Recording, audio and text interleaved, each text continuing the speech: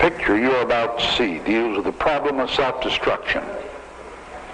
Its purpose was to enable people to better understand the nature of this strange, tragic act.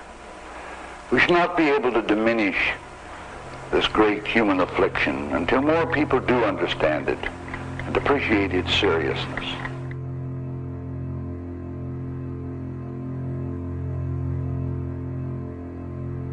A lot of things about the world these days are very scary.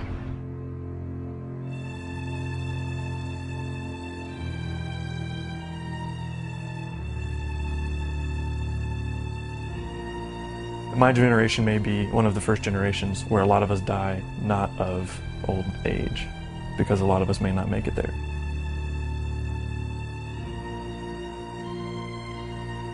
Global warming, it's going to do this, and our climate's going to go weird and we're like another ice age or something.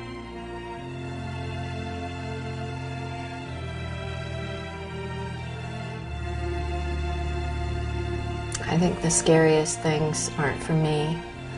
The scariest things are thinking that I might leave a world to my children that would be really difficult and painful for them. I think we're all fucked. All of us, I think most of us in this room are going to die before we reach. I don't believe that we would wipe ourselves out entirely. I believe that we could probably fall down. There's got to be a way. There's got to be a way to live through it. You know, once we're able to look at the world without blinders and see the really horrific mess we're making of it. We have got to change our whole idea of the way that the world works. I generally just feel like everything is out of balance. Nothing that I can do will make any impact on the planet. We're living a way that doesn't work. We have to live a way that does work. So it's going to change. You can't change what's happening in Washington. You can't change what's happening over in Iraq.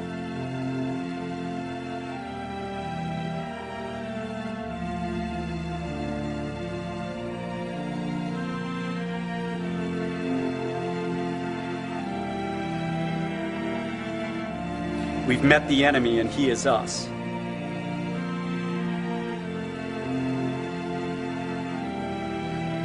I guess I just tell myself that it's all going to be okay.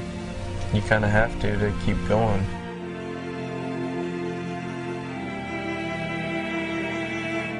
It's not a happy thing to think about.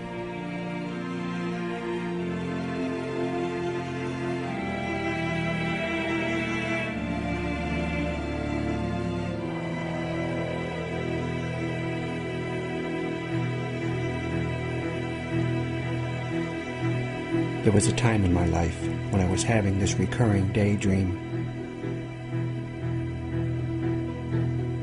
I'd be sitting in my car, radio blaring, slowly making my way forward through a fast food drive-thru. I'd get to the window and they'd hand me my drink and my burger and fries. And as I waited for my change, off in the distance, a bright flash and a rising cloud. And as the full force of the nuclear blast washed over me, as the icy cold of my overturned Coke seeped into my jeans, I'd think to myself, what a way to go.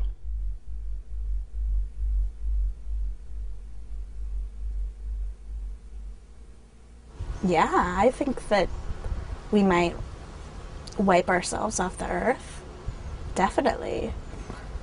I feel like that's where we're headed. There's an emptiness that other needs, the real desires aren't being met. And we're just scrambling with what our culture offers us. And our culture tells us, we will find love if we buy this lipstick and that makeup and these clothes and this car. I think it would be okay if we gave the earth back to everybody else who is not as destructive. All the rest of the life on earth.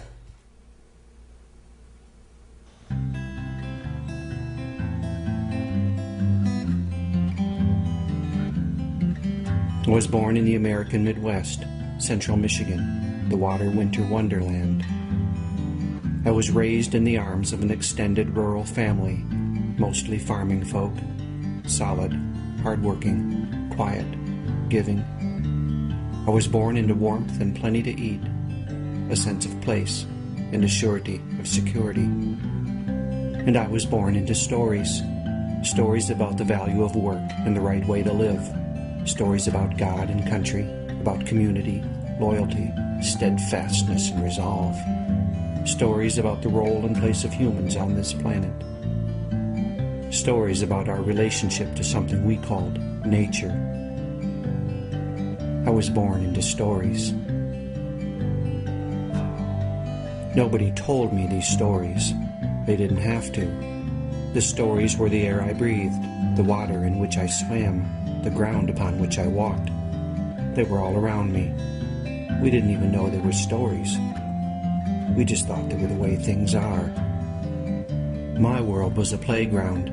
There were fish to catch, boats to row, parades to watch, trails to hike, lakes to swim, snowmobiles to ride, games to play, presents to open, and family to share it all with.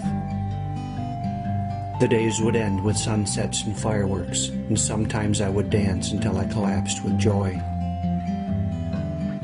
It was a magical land, cherry popsicles and warm milk, birthday cakes and store-bought costumes and brand-new chairs under the tree, a land of giant geese, well-dressed poodles, talented birds, and even more talented people.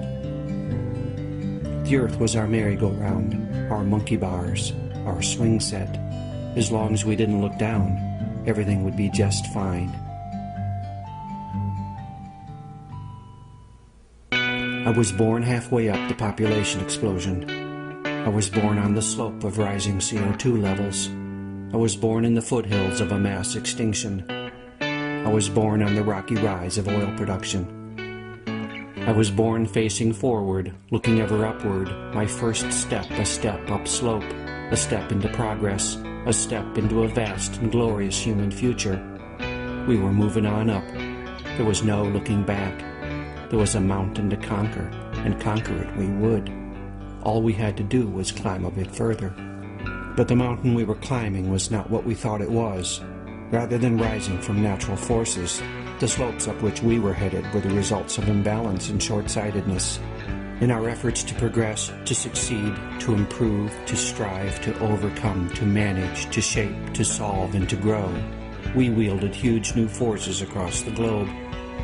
We walked as giants upon the earth, unaware of the footprints we left behind. I have walked that path, unaware of my own big feet, enacting the stories of our culture, not stopping long enough to feel the instability of the slope underfoot. But in the late 80s, news of the ozone hole and global warming first hit me, and the ground began to shake. I stopped and looked around me for the first time. I got scared. I got involved. And then the shaking subsided. Or rather, I just got used to it. Life got more complex with the births of my 3 children. And there was climbing still to do, so I continued to climb. But the tremors were still there underfoot. At night I slept, but fitfully, clenched with worries, my dreams assaulted by vague rumblings from the future. In my dreams I would stand at the pinnacle of the present and look out over the surrounding terrain, and it did not look like I had thought it would.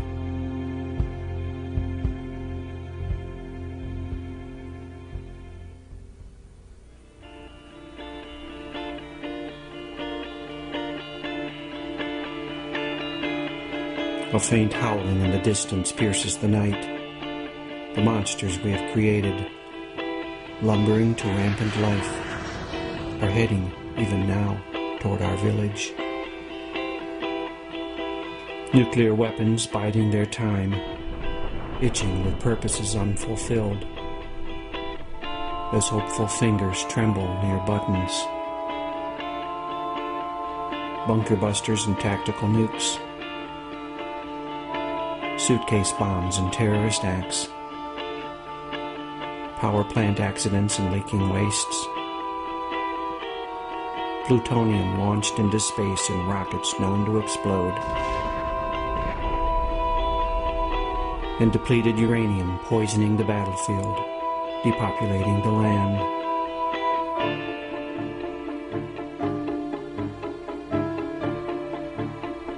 Chemical warheads and biological black magics, sarin and soman and VX and phosgene, anthrax and smallpox and plague, enough to take out entire cities, enough to cover the planet. And they don't care who lets them out, as long as they get to play. Other nasties lurch toward us on their own. Old friends, new creations, and recent escapees. Ebola, Marburg, Lassa, and SARS. Swine flu, bird flu, HIV, and AIDS. The rebound of tuberculosis, cholera, malaria, and typhus. Prions and mad cows, scrapey sheep, and chronic wasting disease. Cancers that eat away our lungs, our brains, our breast, our testicles, and our ovaries. And new monsters peer over the horizon. Good intentions spliced to blind arrogance and numbing greed. Frankenfoods and Terminator seeds. Herbicide-tolerant and pesticide-laced crops. Patented life, barely tested, quietly ticking, let loose upon the land, as if their creators, having looked at the world, managed to learn nothing at all. The monster's howls grow frenzied. Chemicals in our land, our sky, our rain, our rivers, our food, our bodies, our babies. Rising male infertility rates and Superfund sites and ozone depletion. Rivers dammed and salmon doomed. Topsoil loss and fertilizer runoff. Huge oceanic dead zones and depleted fisheries. And the ghosts of silent whales scraping over the corpses of coral reefs.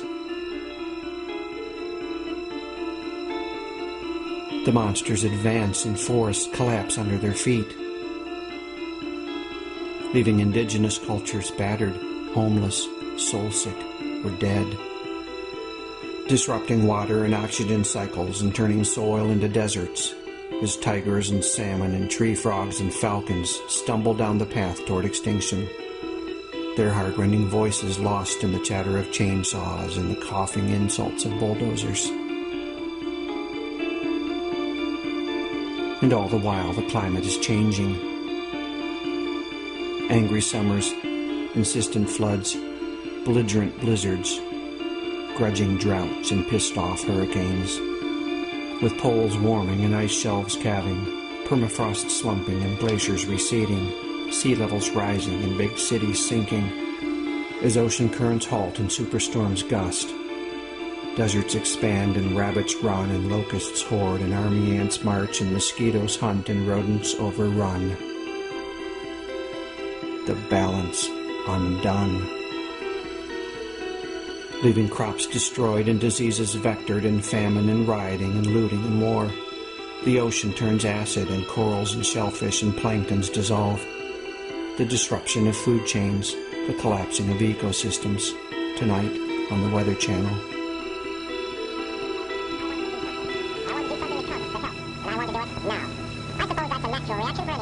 Watch it now while you can, because oil is peaking with no clear replacements. Production will falter as demand keeps increasing, and the price, which is rising now, will just keep on rising. Imagine the impact of the global economy, to the truckers and farmers, to your neighbors, yourself. Watch the bidding war rage from trade floors to battlefields. Watch the Pentagon plan and the Patriots Act. Go look out the window. Do you feel a draft? World populations fueled by the input of oil. We could reach 7 billion by 2013. That's billions of bodies more than the planet can sustain without oil. We're consuming the planet and poisoning the soil and the air and the water that we all need to live. We're driving a high-speed train to the end of life, and we're taking the rest of the planet, trillions upon trillions of living souls, along with us. And all of this, all of this, all of this, all of this is wrapped tightly inside a culture of denials and lies and absurdities so complex and so powerful that we can barely see through the smog. The monsters are screeching at the village's edge, so huge and so horrible that we cannot bear to look at them. And we, bound in a cultural straitjacket of our own making, slumber on as they draw near. Working jobs we hate, consuming products that do not fulfill, distracting ourselves as best we can with television, drugs, food, sex, and entertainments, hoping our leaders will find some answers, awakening, finally, in the still hours of early morning, to the shapeless realization that they will not.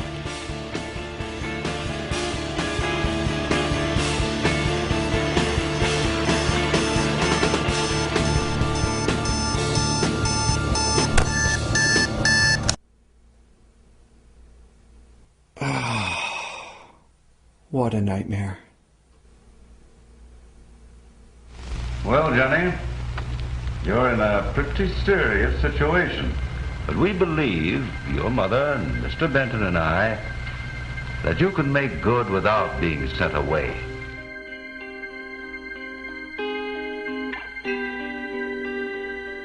There's always been a part of me that has suspected that I would see the end of the world as we know it in my lifetime. It seemed built into the situation, a certainty of population dynamics, the inevitable end to Mr. Malthus' musings.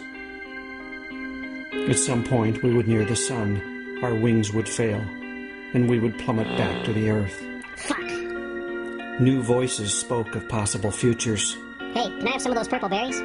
Crosby, Stills, and Nash sailed the wooden ships. Shit, not again. Ridley Walker wrote his connections.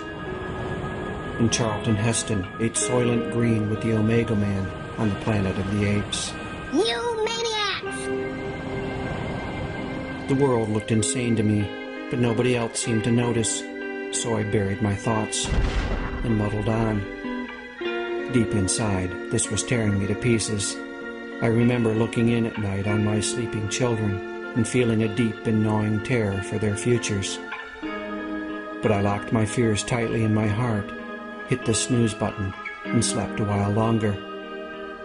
And then I came across Daniel Quinn and Derek Jensen, two writers who helped me, with books such as Ishmael and The Culture of Make-Believe, to recognize the stories of our culture, the beliefs and assumptions and fables that have shaped our lives, the fairy tales we have told ourselves, the madness we have made manifest in the world.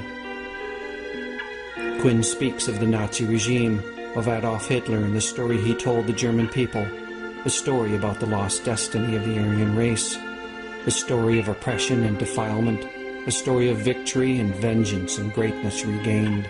And Quinn explained how the entire nation, oppressors and oppressed alike, Jews and good Germans and gypsies and gays, were all held captive by that story. We who live today inside the dominant global culture are similarly captives of stories. Stories that surround us like the air we breathe. Stories that we enact at our own peril.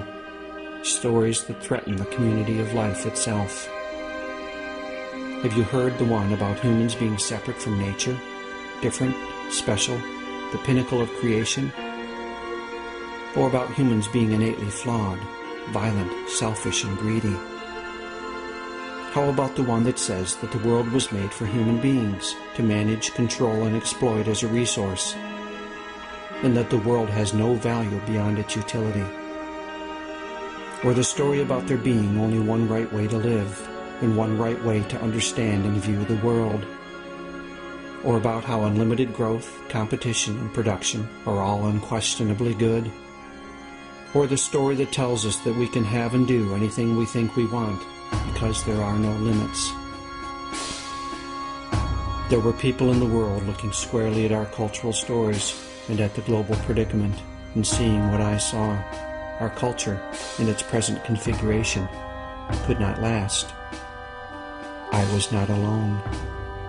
But the transformation, or the collapse, still seemed far away. It would come one day, but not now. There was time. There was hope. Somewhere, there were people taking care of it all. And that's how it was for me, year after year. I lived the middle-class American life. I lived the stories I had learned as a child and tried as best I could to ignore the rumblings of fear that haunted my depths. And then I started to work on this documentary. 3 years later, having chewed our way through a mountain of books, articles, websites, magazines, newspapers, and documentaries, having attended lectures and meetings and salons and rallies, and having interviewed friends and neighbors, scientists and researchers and writers and activists and thinkers and feelers and more, and having talked and written and laughed and cried and worried and despaired and regained our power to plunge ahead again, one thing seems clear. The global environmental, political, and economic predicament we live in today is critical. The possible scenarios range into the highly disturbing, and the time frame seems, well, imminent. It's as though we've awakened to find ourselves on a runaway train, hurtling wildly down the tracks, held in place by powerful cultural stories and fueled by our desperate consumption of the very heart, blood, bones, and flesh of this planet. If we don't find some way to stop this train soon, we're going to reach the end of the line.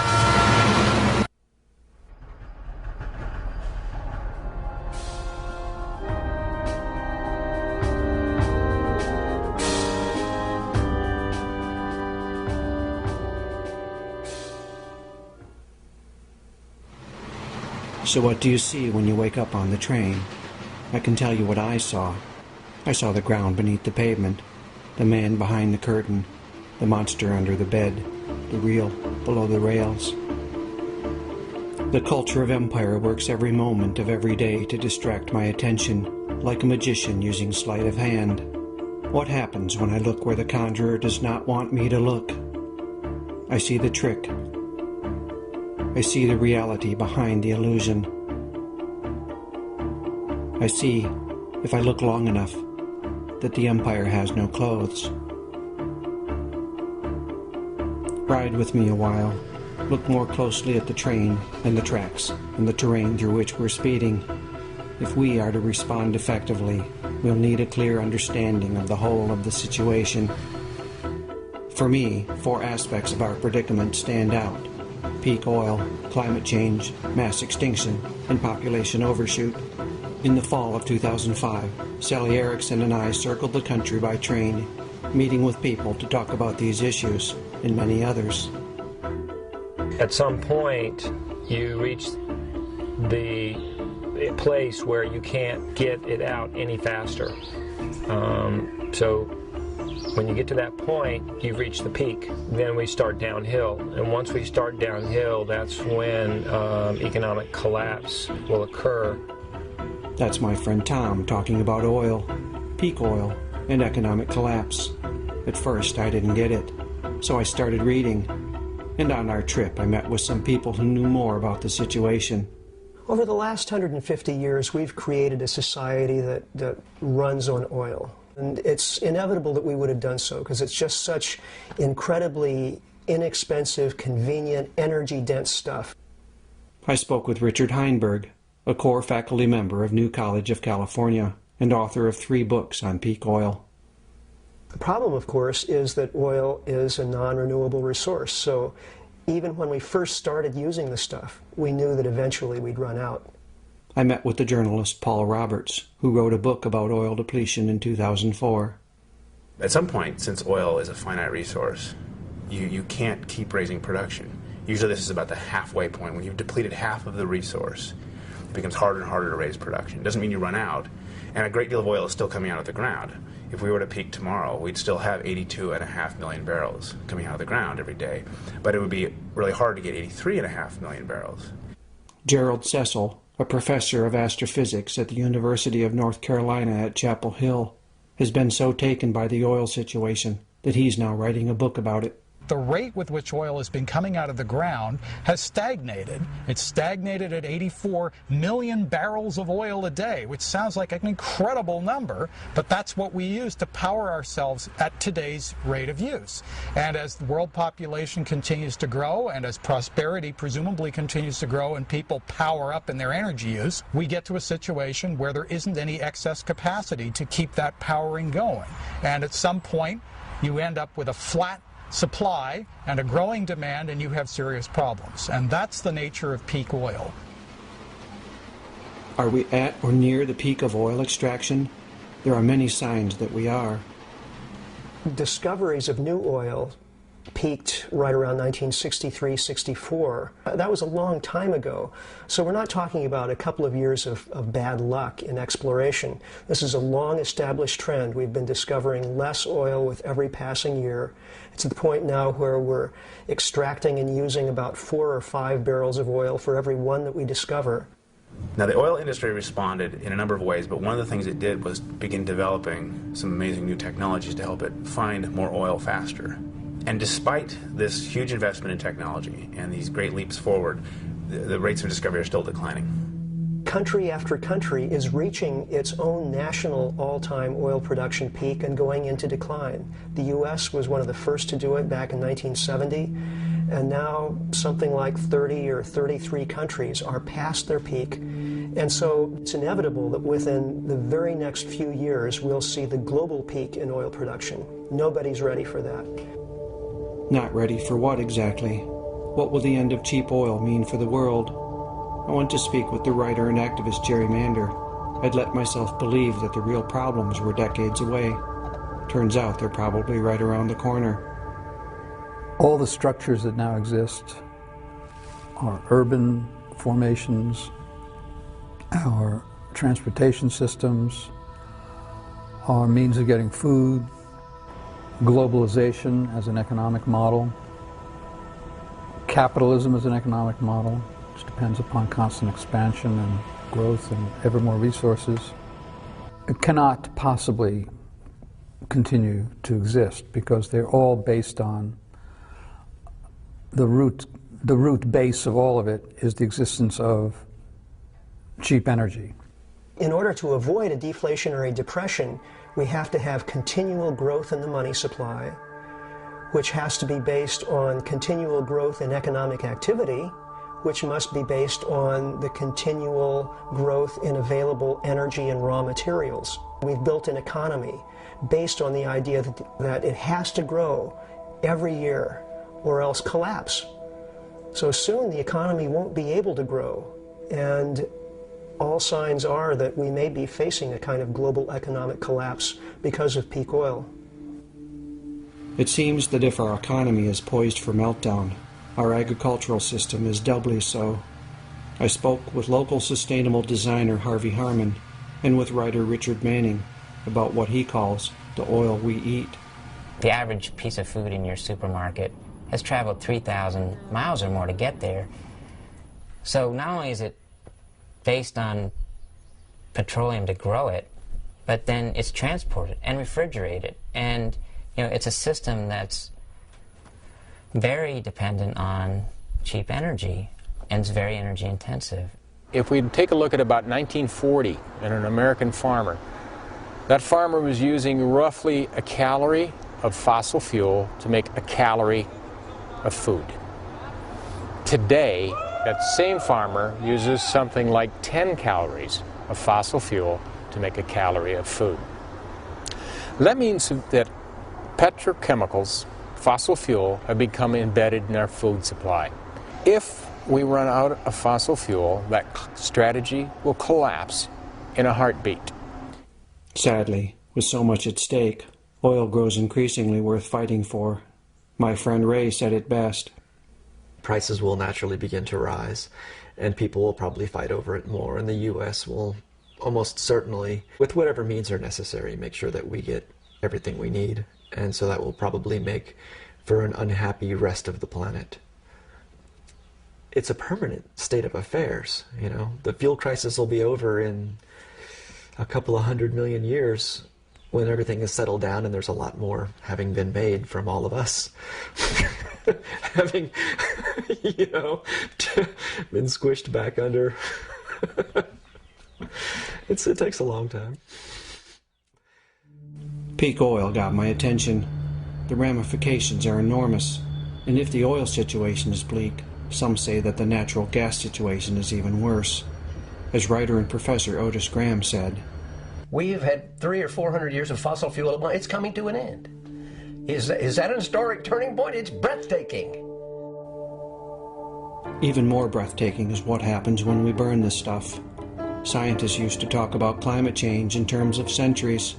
Now they're talking about decades. Now they're talking about next year. Now they're talking about now. My friends and neighbors are talking about it too. We've increased the levels of carbon dioxide in the atmosphere, which traps heat in the Earth's atmosphere, which raises the temperature. The glaciers are melting, the sea ice is melting. You know, the polar ice caps are basically melting. And I hate it. I hate feeling like we've done this to nature, and not to mention all of the animals, all of the wildlife that are going to die. It'll begin to happen. It's already beginning to happen. It's happening everywhere. You know, it's happening. It's terrifying. It's a drag. That's putting it mildly. The only good thing I can think to say about climate change is that when I understood the climate situation, I spent less time worrying about oil. Some people have said, and I think they're right about this, we're going to run out of air to burn before we run out of fossil fuels to burn. In other words, the fossil fuels are creating the global warming problem, the CO2, and the pollution problems. And if we keep using those, it's not really a matter of when we run out of fossil fuels. It's when we befoul the atmosphere so much and create so much global warming, it's irrelevant how much gas we've got left. There, see what I mean? You feel better already, don't you? So whom else could I speak with about the climate? Turns out I didn't have to go very far. William Schlesinger, Dean of the Nicholas School of the Environment and Earth Sciences at Duke University, had this to say. We have raised globally in our atmosphere the concentration of carbon dioxide from about 280 parts per million in the late 1800s to close to 380 parts per million today. That's roughly a 30% increase. And the projection is that we'll be 550, 560 in the year 2050. Schlesinger's colleague at Duke, Professor of Conservation Ecology Stuart Pimm, added this. There is now a strong scientific consensus that has caused warming over the last several decades, maybe centuries. And there's a strong expectation that it will continue to do so. So, greenhouse gases on the rise, temperature on the rise, more floods, more droughts, rising sea level. It's been in the news for some time now. How does this impact the community of life? Birds are arriving earlier in the springtime. Plants are flowering earlier. Species ranges are moving northward. We are seeing an extraordinarily strong signal, biological signal, of what global warming is doing for us. Crops and trees will grow in places they don't grow today. We have a lot of suspicion that they may not grow as well. And we're beginning to see extinctions of species that have literally no place else to go as the climate gets warmer. There's one impact I found particularly sobering. The carbon in the atmosphere goes into the ocean. It gets absorbed in the ocean as, I want to say, carbonic acid. Changes in the atmosphere, for example, of carbon dioxide can be buffered by absorption of the carbon dioxide into the oceans, that as you do that, you do change the acidity of the oceans. And we are finding that there's a measurable change in the acidity of the oceans. And that is making it harder for the plankton to form their shells. And if there's a plankton die-off, that's the bottom of the food chain. Plankton, as well as corals, are threatened not only by rising acidity, but by rising temperatures. Phytoplankton levels have declined by as much as a third in some northern oceans, and this has resulted in significant impacts to fish and krill and bird populations. But the reported dangers go far beyond a breaking of food chains, which is bad enough. Phytoplanktons produce half of the oxygen we breathe. Half. And they are a major carbon sink. When plankton dies, more carbon remains in the air, which means more warming. On top of this, new evidence shows that climate can shift very rapidly. Slow changes can build to a tipping point, and the system can then shift abruptly to a new state. This is happening in the oceans, where a global current known as the Grand Conveyor Belt is now being impacted with possibly disastrous results. As Douglas Crawford Brown, director of the Carolina Environmental Program at the University of North Carolina at Chapel Hill, told me, the amount of carbon dioxide that we're putting out into the atmosphere is rising to a point now where most scientists would agree that we may be at a sort of tipping point. We may be at a point where we're going to start to get so much carbon dioxide into the atmosphere that feedback mechanisms that control the temperature of the Earth will start to be stretched a little bit too far. The classic one is you get too much melting of ice, it flows into the ocean, and you shut off the conveyor belt. And if that happens, this will cause dramatic changes in the climate in England. I mean, England would literally become Norway or Sweden, if you look at them on the globe, if the conveyor belt were to be slowed down. Then we're starting to see changes of those magnitudes. This is why I tend to use the term climate change rather than global warming. A warming planet can have heating and drought in some areas and freezing in others, such as Europe and North America would experience if the Gulf Stream shut down. The impact of that would be huge. Those portions, much of which supply the agricultural bounty for Europe and the U.S., would have dramatic changes in climate, particularly affecting agriculture. There are a number of self-reinforcing feedback loops now in operation. Here are two such processes. You know, the polar ice melting, which is opening huge areas of sea in the polar regions. Without that ice, which normally reflects sunlight, that polar sea is now going to be absorbing a lot more sunlight and therefore heat.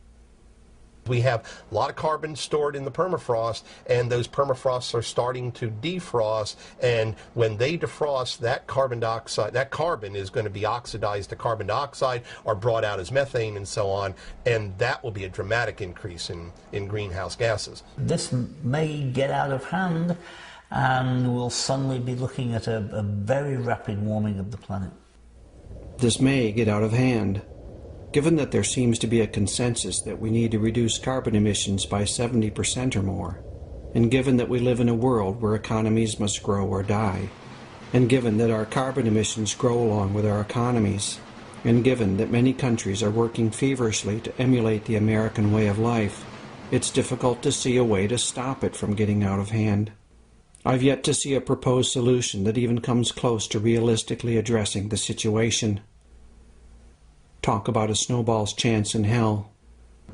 I mean, it's like I used to take this martial arts class, and a lot of these guys, it was a kind of a kung fu thing. A lot of the guys in class would be saying, well, what if I meet a guy that's really good in taekwondo? Or what if I meet a really good boxer? And the teacher would say, well, you're going to get your butt kicked. You know? So what if we run into a tipping point where we have this kind of accelerated scenario of climate change? We're going to get our butts kicked. It's very possible that global climate change is out of our control at this point, no matter what we do, whether we implement Kyoto or Kyoto on steroids or whatever it is. I don't know how it'll be manageable. If they can't manage the fallout from the New Orleans catastrophe, what's going to happen when they try to manage a society-wide catastrophic situation? We can take a lot of punches. Nature takes punches pretty readily. Global warming is a really severe punch. And all that we depend on for natural systems and agricultural systems is about to be wiped out pretty drastically. About to be? What is he saying? Do we dare speak of such disasters as inevitable? If we speak of inevitability, will that overwhelm people? Will they slide into apathy and diversion? Isn't that where people already are? I don't feel like I can afford to look at anything less than the truth. And then I must ask, what are we made of? Who will we be in the face of such truths? If we don't look at these things, one thing seems certain. Generations to come are not going to be very happy with us for refusing to get serious about these hugely important issues. What really gets me is it's not just our human descendants. Millions of species and more are now threatened by our behavior. And for many of them, there will be no generations to come. We're killing off all the life forms that give us life. We have black holes in the ocean. There are no fish in places in the ocean. What's happened to the fish? What's happened? That's my friend Barbara, who spent her life as a teacher and activist, working for the life of this planet. The thing is, we know what's happened. My son Jack knows. He's known since he was a kid. I mean, everybody knows the problems, the deforestation, the pollution of rivers, the garbage, overpopulation, all of these things. The planet isn't built for us to do that. It's not built in such a way that it can take that. I mean, we have to live on the planet. So if we're going to destroy where we're living, then that's going to be a problem. Destroy where you're living. A problem? What are the analysts and scientists saying? Geologists mark geological time by catastrophe. When did the comet hit and wipe out all those species? When did the fossil record change? So what was there yesterday was not there the next day. And we're in one of those periods right now, but it's human-caused. Now we're seeing an order of extinctions now that ranks with the great catastrophes on the planet. Currently, we are driving species to extinction probably 1,000 times faster than they should be. We will lose somewhere between a quarter, maybe as many as a half, of all the species on Earth within the next century. I think what he's saying is, that would be bad. When I spoke with Daniel Quinn, he seemed to agree. If this goes on, and on, and on, and on, there's going to come a point when the system is going to collapse. What is it that's going on and on? Nothing less than the people of empire devouring the world, as my friend Kevin put it.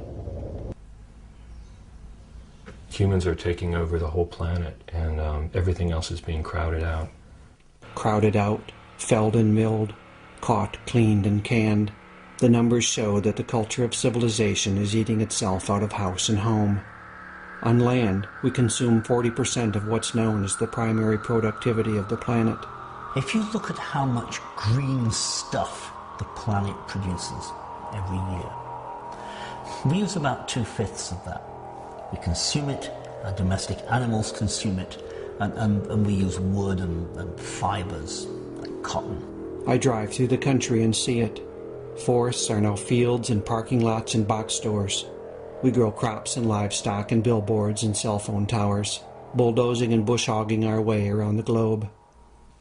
And it's a destruction of the places where species live that's the principal cause of species becoming extinct. It's the same story in the oceans. Many people think that the oceans are vast and untouched. And in actual fact, we take about 1/3 of the production from the oceans, too. Our fish stocks all over the coast of the United States and certainly around the world are getting perilously close to collapsing. Most of the desirable large predatory fish, snapper, swordfish, and the like, have been reduced down to 10% of their previous population. Down to 10%? Maybe that's why we're now eating tilapia instead of cod. The cod is almost gone. And with your tilapia, may I suggest a big tall glass of drinkable water? When it comes to fresh water, we probably take about half of the available fresh water. Part of the way we've fed the planet over the last 30 years, as we've doubled population, is to use a whole lot of water. Our agriculture is now the leading user of water in the world and in this nation as well. Our watersheds in the United States have been so highly developed that even small changes in the amount of water that falls are beginning to cause large implications for society's availability of water. Multiplying the impact of consumption and habitat destruction is the fact that, with fuels, with pesticides and herbicides and industrial chemicals, with noise and with electromagnetic waves and with human activity and with structures of control and domination, empire is literally and metaphorically poisoning every square inch of the planet. Yes, life will recover from what we are doing to the planet, but don't hold your breath. It's going to take millions of years. It's going to take an incredible number of human generations. Trillions of people will live in a biologically impoverished world if we don't stop our human impacts now. I spoke with Daniel Quinn about this mass extinction. He gave me a metaphor that has haunted me since. We are like people who live in a very tall building, brick building. We live on the top floor, and every day we go down to the lower floors, and at random we knock bricks out and take them upstairs to the top and build higher. Every day, downstairs, 200 bricks, take them upstairs. And the building is perfectly stable. But it's not going to be stable forever because we are attacking the structural integrity of the building. 200 species a day, day after day after day, year after, and as our population increases, it's going to turn into 400 species a day and 1,000 species a day. And there's going to come a day when the system is going to collapse. 200 species a day. This is calamitous. We may already be well over 200 bricks each day, and it looks to me like the building is not far from collapse. Everything in me wants to run out of the building before it comes crashing down around my ears. But where would I run? Empire now covers the planet. The building is everywhere, and almost all of us are inside of it. All of us. All 6.5 billion of us. One of the hardest things to talk about is the human population explosion. The friends and neighbors I spoke with all seem to agree that the enormous increase in human population would soon have to be reckoned with. We're approaching full tilt, I think, in terms of what the planet can sustain. Any species that has outgrown its environment is pressed for resources. Is it just all going to end, and is that going to be the solution? You know, are we going to become extinct like the dinosaurs? Equilibrium will be re-achieved.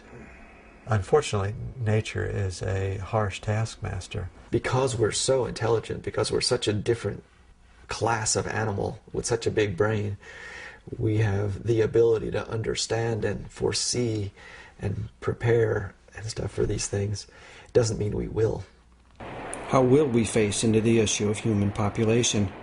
I went to speak with William Catton, a professor of sociology and human ecology at Washington State University, now retired, and author of an amazing book on ecology and human population called Overshoot. According to Catton's assessment of the carrying capacity of the planet, I think the way we're living now, the world was overpopulated already by the time of our Civil War. The population at the time of the U.S. Civil War was just over 1 billion, so we've now overshot that number by more than 5 billion, as Catton told me.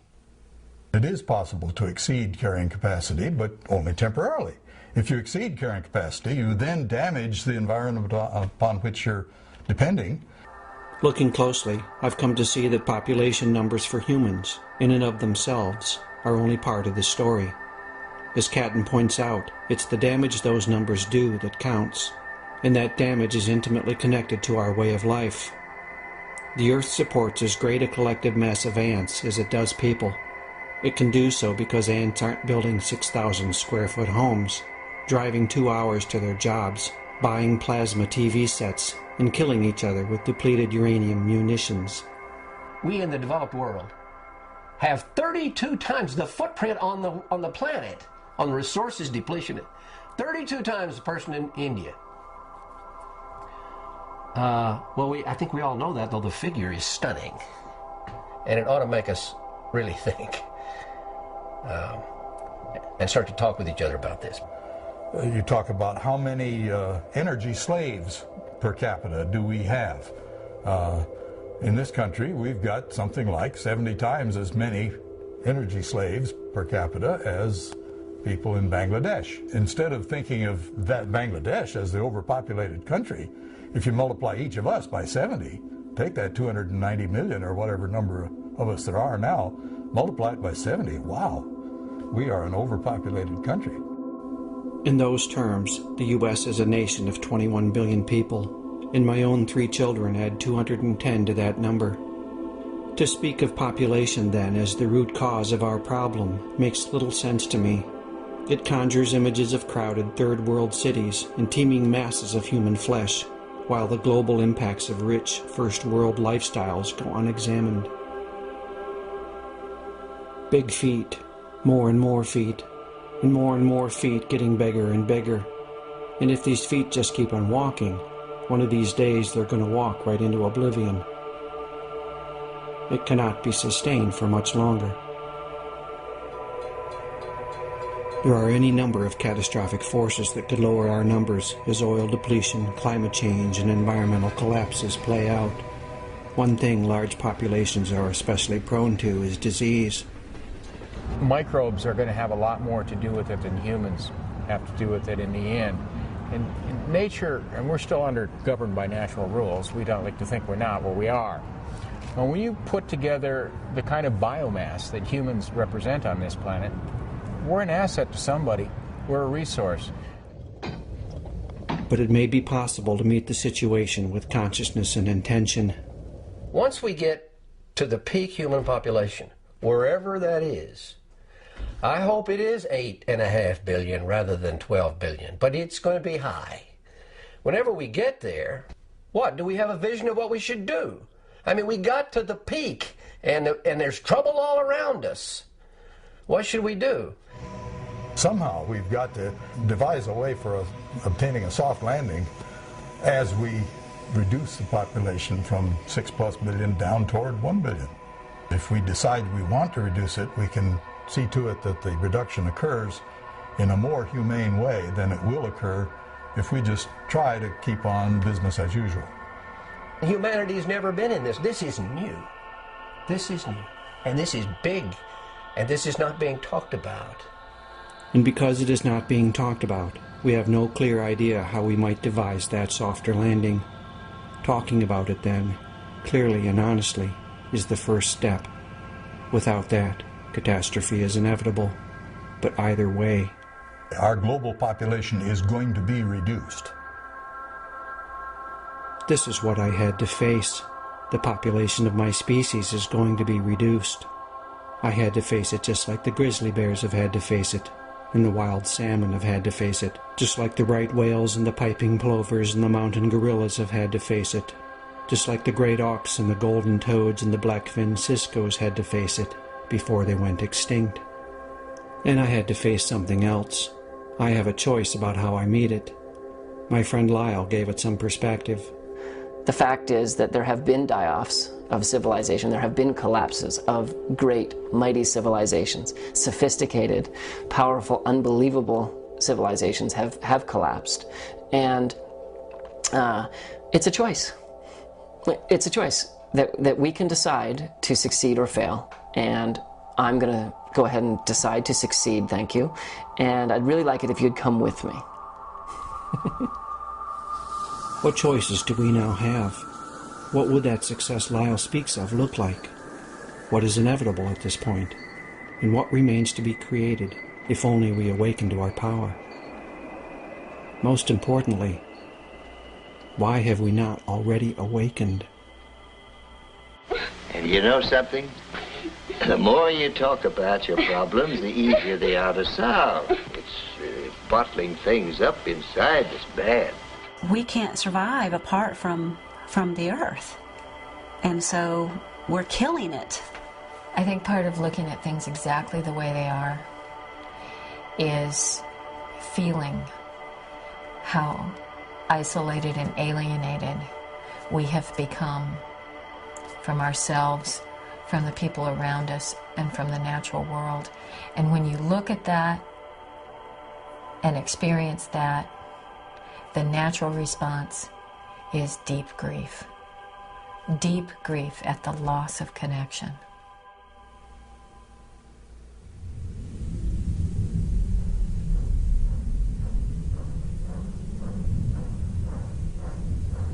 There are other issues we could have looked at. How do we face into all of this information? It looks as though our very survival as a species is now in question. As I gaze unflinchingly at the world situation, the information goes right into my body. I feel shaken to the core. I feel like running away. I feel, at times, like I've been hit head on. I know I'm not alone. I wish I had some magic potion. I wish I had some easy fix. I wish I could just tell you that everything is going to be okay. But of course I can't tell you that. And probably, deep down, you already know that. What chance do I really have, Doctor? Mr. Marshall, I have no desire to mislead you. I'm sure you realize that recovery is not a sure thing. 36 years after the first Earth Day, 44 years after Silent Spring, the planet is closer now to ecological meltdown than it has ever been. If what we want is to stop the destruction of the life of this planet, then what we have been doing has not been working. We will have to do something else. When we stay focused on the question, what do? We don't ask the more basic questions about how did we get here? And if we don't ask those questions, I don't think we've got much chance of affecting the kind of radical change that we're going to have to affect if we're going to make it. Well, I appreciate your being so frank with me, Dr. Swanson. I guess I don't have to tell you how I feel. From my experience, talking about how we feel is exactly what we need to be doing, and we'll also need to question some assumptions. One assumption I question is the one that tells us that since scientists can help us understand the situation, they are automatically equipped to tell us how to solve it. But there are forces at work in the world that cannot be understood through a microscope. What are the forces that brought us to this point, and what are the forces that keep us stuck here? I went to speak with the people who are trying to answer these questions. I realized that I would have to step outside of the culture so that I could see it from a new perspective. Deep inside the tangle of problems that threatens the entire world, there rages a boundless blaze of cultural fire, the locomotive power for the cultural train we're all now riding. An engine not of steam or diesel, but of story and myth, habit and belief. An engine racing out of control. It's time to look more closely at the culture of empire. So how did we get into this mess? Wow. That's a cosmic question. Many analysts think it started about 10,000 years ago, when humans began to engage in a new and fundamentally unsustainable style of food production. What we invented was something that I call totalitarian agriculture, which is predicated on the notion that it all belongs to us. We can kill off anything we don't want on the land, put a fence around the land, we can grow the food we want on the land, and nobody else can touch it. That slippery slope that we're on right now, we started walking on that 10,000 years ago. And it is because of an inherent problem in agriculture. Agriculture really depends on disturbance. There's no way you can do agriculture without doing that catastrophic damage. So it makes agriculture fundamentally unsustainable. The surplus from this new way of getting food had immediate effects. It has fueled this tremendous population growth of ours. Our growing population is always catching up with our food production. we have a food race on our hands. We grow more food and the population increases. So we grow more food. It's a race that can't be won. On top of that, totalitarian agriculture also consigned its practitioners to a life of hard work and poor health. As a species, we had food before us for all of our history, which is 200, 300,000 years. When you look at 10,000 years, it's relatively minor in that space. But we were hunter-gatherers. And so nature grew our food in its way as opposed to our way, which is agriculture. We didn't grow food, food grew. Yeah, it's hard for people to accept the fact that the more you base your society on agriculture, the harder you work. If we look at archaeological sites around the world, and people have done this, and all the locations, this is not a cultural issue, in all the locations where agriculture began in Asia, the Mideast, South America, and Central America, we will find people who are stunted, short, their teeth are invariably gone because of the carbohydrates they're eating, turn into sugars and rot their teeth out. They're misshapen, they're asymmetrical, they show every evidence of suffering all sorts of disease. This new type of agriculture both required and allowed more settlement, and with that came the beginnings of wealth and inequity. If you go to pre-agricultural towns, you'll see a series of houses all about the same size. And almost instantly when agriculture occurred, you can go to any town in any agricultural site in the world, not just in Western culture, and see a few very large houses with granaries connected to them and a whole series of smaller houses. That kind of social inequity began almost immediately with agriculture. As Quinn and Manning point out, early agricultural peoples were not better off than their hunter-gatherer predecessors. This was news to me. The psychologist and cultural analyst Chellis Glendinning points to other consequences of settlement and agriculture. Before, when women were moving around and very athletic and carrying their babies and having a diet that wasn't so high in carbohydrates and nursing their babies for long periods of time, then women did not ovulate very often. But when women became sedentary, women began to have regular cycles. And so more babies were born. And so guess what? Then you have to make more farm. And then you have to expand the area that's fenced off. And then, oh, maybe you're going to meet up with someone else who's coming that way, you know, another group. And so then you have to have a war. We're taught to regard agriculture and settlement as the normal and natural way for humans to live. So it was a bit of a shock to learn how these basic cultural changes were the fundamental cause of so many of the problems that have dogged us through the centuries. Derrick Jensen speaks to the end result of all of this cultural change. I think one of the best lines I ever wrote was that forests precede us and deserts dog our heels. When I think of, or when you think of the plains and hillsides of Iraq as the first thing that you normally think of, cedar forests so thick the sunlight never touches the ground. I think for most of us that's not the case, but the first written myth of this culture is Gilgamesh cutting down those forests to make cities. Cities. Settlements begat villages, which begat towns, which begat cities.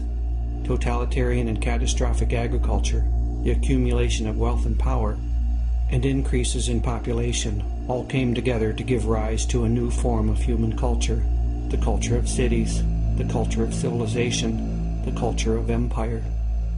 I realized as I was writing the newest book, Endgame, that I'd been bashing civilization for probably 10 years now, and I never defined it.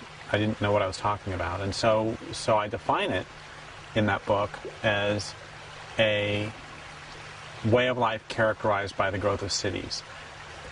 I've defined a city as a collection of people living in numbers large enough to require the importation of resources. A city could be defined almost as a human ecosystem that grossly exceeds the carrying capacity of its local environment. As Jensen and Catton point out, because cities exceed the carrying capacity of their local environment, and because they require the importation of resources, then those who live in cities are locked into the inevitability of getting those resources from somewhere else, from somebody else. by whatever means is necessary.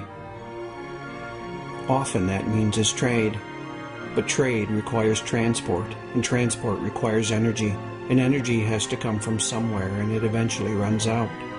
And trade requires willing partners, but people do not always want to trade. When trade breaks down, and you need those resources, what remains is war. We now need oil to keep our cities going. Watch the bidding war rage from trade floors to battlefields. Watch the Pentagon plan and the Patriots Act. Let's stop for a second and regroup. I told you I've had to challenge some assumptions. We've been doing agriculture and expanding and growing and building cities and accumulating material wealth for so long now that it just feels like this is how things are supposed to be. But how can a way of life that is destroying its own support systems be considered how things are supposed to be? They did eat every herb of the land, and all the fruit of the trees, and there remained not any green thing. Let's move on. Once our native human intelligence and creativity was combined with the defining impulses of empire, things began to snowball. We kept using more and more sophisticated technology so we could put off the inevitable, which is we've got physical limits. Using the power of technology, we could break through the limits and laws and rules that kept the community of life in balance for millions of years. Temporarily. Rules. All the time rules. I'm sick of them. Excuse me for interrupting, boys and girls, but maybe you would like to find out just what it would be like if there were no rules. But how could we do that? By going someplace where there are no rules. There's no such place. But maybe there is a way we could go to a place without rules. How? By using our imagination. Now let's all pretend real hard. And pretend we did. Thinking we had no limits, our power to control went right to our heads. As historian and geologian Thomas Berry put it, we in America are fantastically absorbed in the fact that we are controlled, in a sense, of the destinies of the universe. So, and whatever we do is what needs to be done. What I say goes, see? I'm the law around here.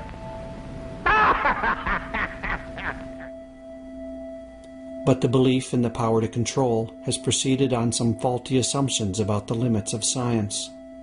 Science has given us a way of understanding the Earth in such a way as to enable us to use the planet. That's the challenge, the use of the planet.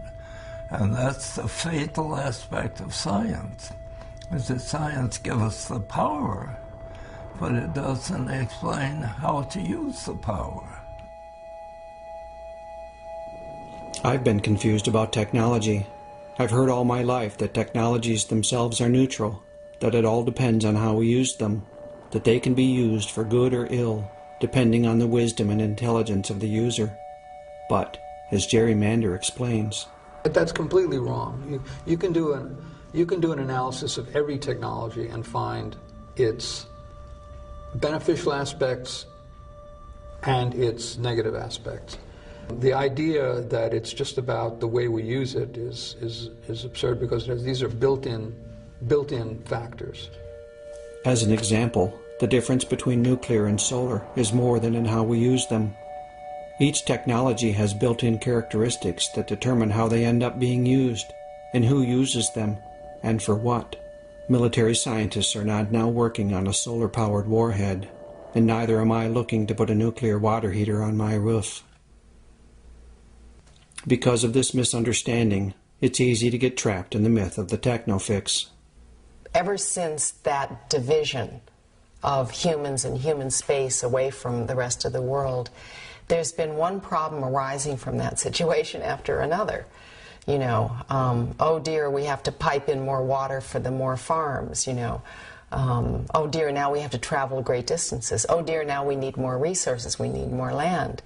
whatever.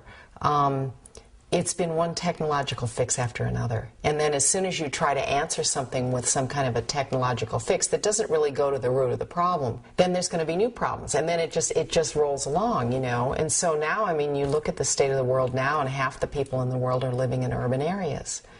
You know, so how do you answer that? You know, and the population explosion has gone to such an extreme. How do you answer that, but with another technological fix? Half the people in the world live in cities, and cities, by definition, exceed the carrying capacity of their local environments. I don't think most people know this. But you'll agree that to make up your mind fairly, you have to know all the facts.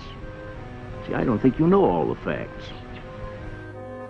If we knew all the facts, we'd have discarded the myth of the technofix a long time ago. To my eye, our crisis, at its deepest levels, is a crisis not of technology, but of meaning and purpose. We keep acting like all we need do is throw more technology at it, while we fail to understand or even see the clearly cultural issues that doom to fantastic failure these ever more desperate attempts to keep the present system going.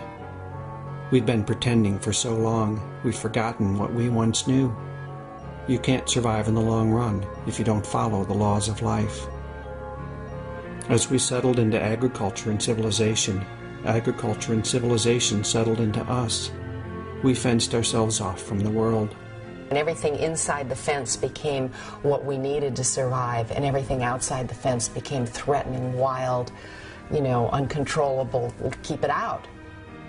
And our technologies cut us off from our own experience. We can build a culture that sits between us and the world, and that mediates our behavior toward the world, and what mediates what we do or what we perceive. If you have a spear, it becomes a lot easier. You don't have to kill somebody right in front of you. You can kill somebody 30 feet away, and that distance makes it easier to kill. And if you've been sent into war with a B-2 bomber strapped to your back and an array of high-tech sensors at your fingertips, you can kill Iraqis with no more thought or feeling than you might have wasting the Covenant on your Xbox at home. This disconnection from the world, from other people and other creatures, altered our relationships and left us confused and wounded. Our relationship with the universe becomes a use relationship. Now that's disastrous. Just like to say to another being, a human, you used me, is about as terrible a thing as a person can say. Now the planet Earth is telling us, you used me. At what point do we stop and listen? And if we stop and listen, what will we be able to hear? Disconnection has stopped our ears. The planet's voice barely registers. Our minds are clogged with stories. Central to my understanding of the world is this: all cultures are based on stories. The culture of civilization and empire comes with its own unique set of beliefs and impulses. Listen to some of the stories that have brought us to our present predicament. There's never quite enough. We're innately flawed. It's heresy today to say, let's stop growing. Hard work is morally virtuous. More is better. The physical world, as I see it, is everything. We can solve any problem. I mean, they actually say that the way to be happy is to own more stuff. We are to subdue the earth and have dominion over it. We own. We own the planet. We own everything here. We own these resources. Humans have rights, and nothing else have rights. There are many times in which people just don't want to be told that such and such a place is off limits to them. Living with stories like this, is it any wonder we're devouring the planet? In some ways, we're in a culture of 2-year-olds where we just won't look at the limits. Dominion over the earth in Genesis didn't mean to leave this pillaged and smoking. Daniel Quinn has named some of the basic stories of empire. The ambient voice of our culture tells us that this is the best that humans could ever hope for. What we've got right now and where we're going is just unsurpassable. Ergo, any alternative has got to be worse. There were other civilizations besides ours. They did not think that they had the one right way to live and that everyone in the world should be made to live that way. We are taught to think that we are humanity. If there are other people out there that were different from us, well, they're degenerates or they're just not as far advanced as we are. We came along and began doing things and building civilization. And this is the way humans were meant to live from the beginning, which is one reason why we can't give it up. Here, perhaps, is the most dangerous story of them all.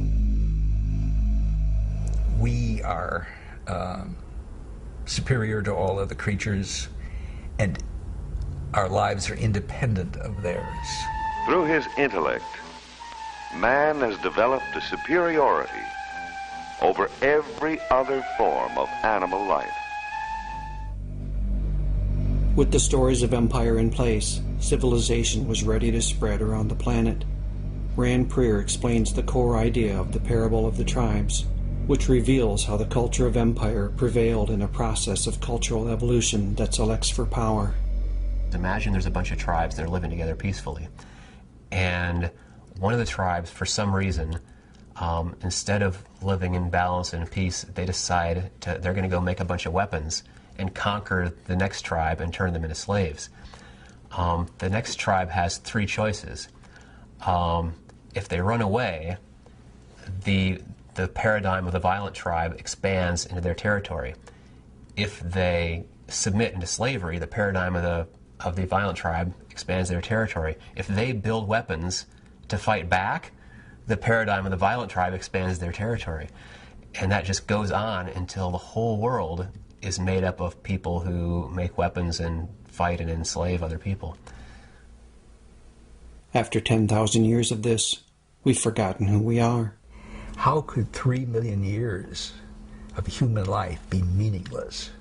The way people were living at that time, during that vast period, they were living in a way in which humans could live for millions of years, tens of millions of years. And that's something.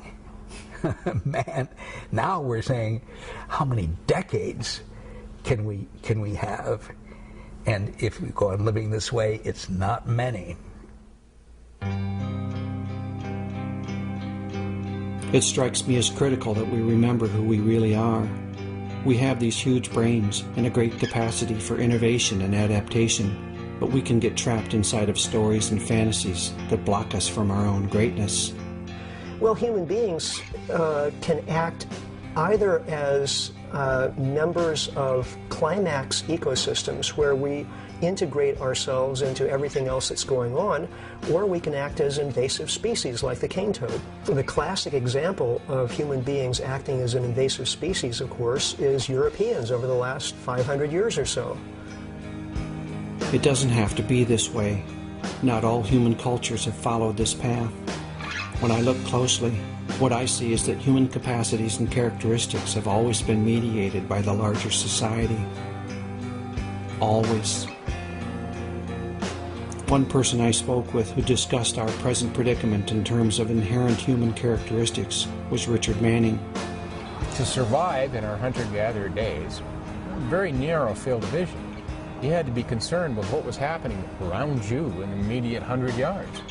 You had to be worried about what was going to happen in the next 10 seconds, or 5 minutes. Where was that tiger going to come from? It was going to bite your neck and kill you. And so our strongest instincts are geared to the immediate. Our adrenaline doesn't start to flow when we read about global warming. It starts to flow when somebody put a fist in our face. And yet the Haudenosaunee evolved a culture that balanced those strong instincts. They make decisions based on their impact on the seventh generation.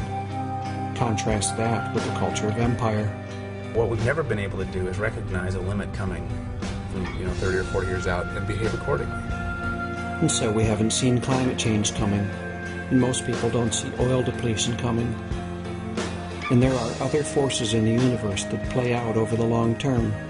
Exponential growth and population dynamics can both unfold over generations, making them, for humans blinded by their own culture, difficult to see. William Catton explains another long-term process.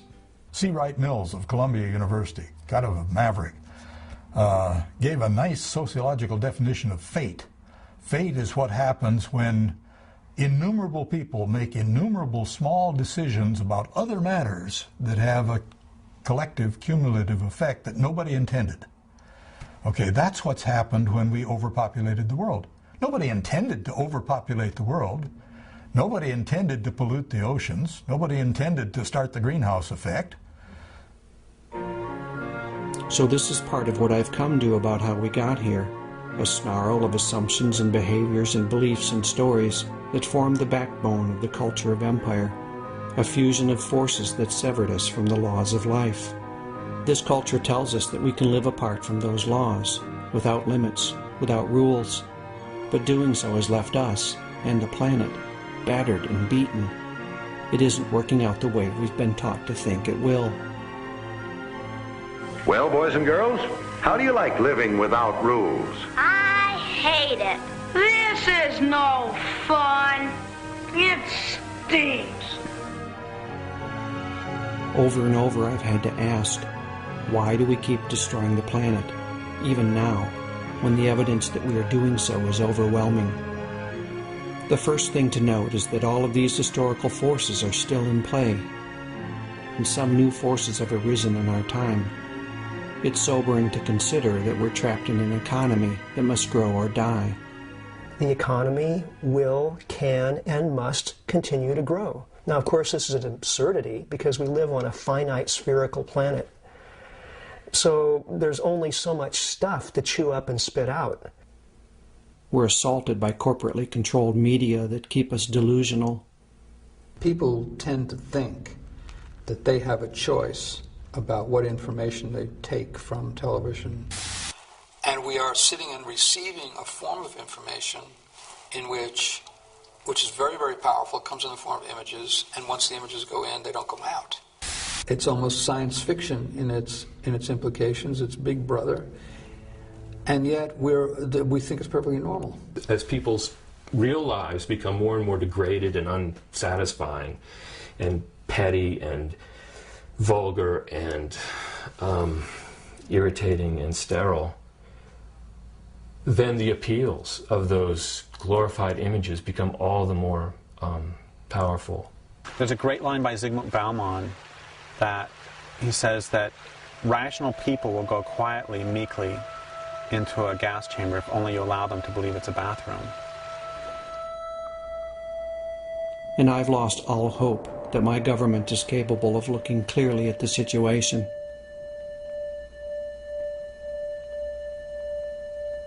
Sadly, it looks as though much of our educational system leaves us totally unprepared to question the dominant culture. It numbs our critical thinking skills instead of developing them. And it goes along with technical, industrialized society because you need to turn people into interchangeable machine parts where you can pull one person out, stick another person in the same spot. These children are being taught to accept uncritically whatever they're told. Questions are not encouraged. I've certainly never been encouraged to question how our culture creates disconnection. Every one of us is living in this little comfortable bubble that's completely disconnected from the real world of animals and plants and soil and water and natural forces that produces everything that's of any meaning whatsoever on this planet. If your experience is that your food comes from the grocery store and that your water comes from a tap, you will defend to the death the system that brings those to you because your life depends on it. If your experience is that your water comes from a stream and that your food comes from a land base, you will defend to the death that stream and that land base because your life depends on it. Systems of manipulation and exploitation, structures of disconnection and delusion, institutions of domination and deceit. I had to ask, who would create such things? Only people who have become almost wholly disconnected from their world. people who have forgotten who they once were, people who have been deeply wounded. We've gotten lost in a hall of mirrors. Everything that we receive, everything we see, hear, smell, taste, feel, originates in or is mediated by humans and machines. That affects our consciousness. It gives us an inflated sense of our own importance and of what reality is, as if because we've made it, it makes it most real. As any narcissist knows, it's endless. We can never get enough of that reflection of ourselves. What we're really aching for is real relationship. Our animal bodies, I think, formed by the earth itself, want and require a real relationship to the world, to the water, wind, and soil, to the animals, plants, and fellow humans that comprise the community into which we were born. But we're stuck in the hall of mirrors, and we've begun to lose our sanity. So that you see the beginning of something like dissociation, like post-traumatic stress disorder, like schizophrenia, like multiple personalities. You know, you see that the fragmentation in the world today is being mirrored in all of these kind of very severe psychological disorders. If you're in that sort of solitary confinement, you're going to start hallucinating, and you may end up believing strange things like the idea that humans are superior. Acting out of that belief of superiority, of entitlement, of invincibility, empire has conquered the world, but that conquering has bounced back on the conquerors, leaving everyone wounded. If the world, the system that we're living in, is harming other people, then that's something that, you know, you can't live with that. So if you look at the people who have been assimilated into empire, and if you look at the imperialists themselves, you find an incredible dissociation from reality. Dissociated from the reality of the planet, we don't act on its behalf. Feeling for nature is diminishing to the degree that people are less desiring and less able to influence policy about nature or to do anything to protect nature or to have any feeling for nature. It's hard to have feeling for it if you never have any contact with it. And it's hard to have any contact with the rest of the world because we're living like an animal in a cage. Just think about an animal in a zoo.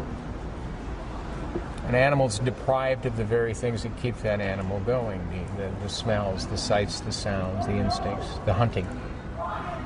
And they become psychotic, literally psychotic. I think that we've done something to ourselves that is exactly analogous to that. We've put ourselves in a cage, in this cage of civilization, of cities, and it's made us, in a way, psychotic.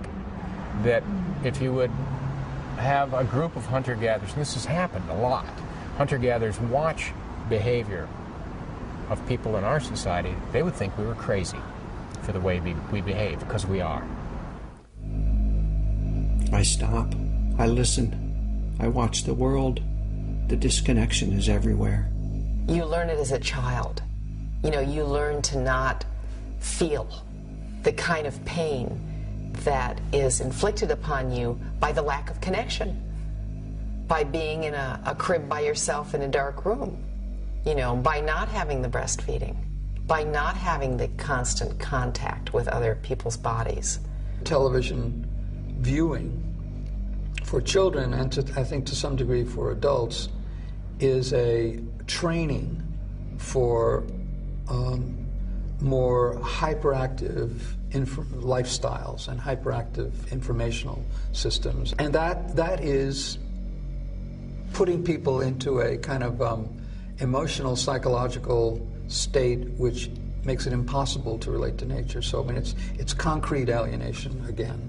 Most of us don't have a human community where we can rest and feel safe and feel like I'm going to be taken care of. In our culture, there's so many things that are set up to stop us from connecting directly with each other. Like if you go to a bar, we take this for granted. If you go to a bar, it's dark, there's really loud music playing, because if it were quiet and there were good light, people would get freaked out to have to deal with each other so directly.